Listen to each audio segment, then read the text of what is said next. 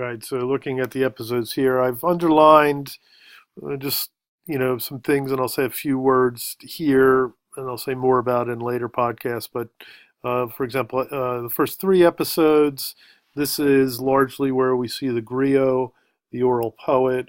Um, he's referring to himself. He's acknowledging what's going on. He's acknowledging the performance.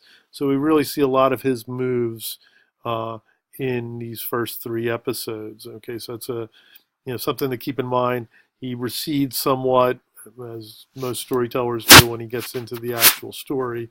But at the beginning, he's really setting things up and really signifying his own storytelling techniques. Camissa, the Buffalo Woman, um, this dominates. So the Buffalo Woman, Camissa, this dominates the narrative at the beginning.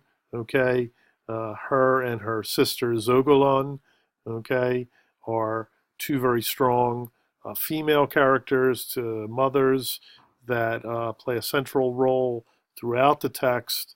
They pretty much open the text, and as you can see, Sunjata, the putative hero of the text, is really nowhere to be found except for a few mentions here and there until episode 10 when he's basically born.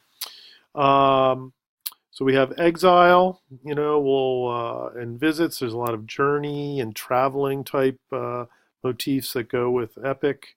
So there will be an exile aspect. Sumawaro is the putative sort of villain in this, right? That we want to be careful with good and evil dichotomizations, and certainly the griot storyteller is careful of these things.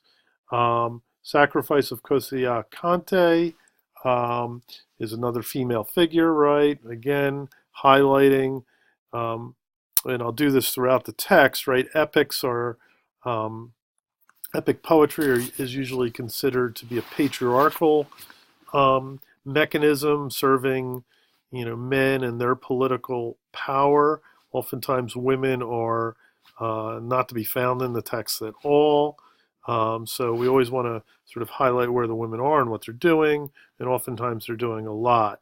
So it's not very hard in this text to make this sort of gender type interpretation, but just pointing things out ahead of time. Also, with Sumawara here, highlighting the Sosabala, the idea of music plays another central role in the text, and we definitely want to highlight that. Okay, and then we want to look at the back of the text now. Okay.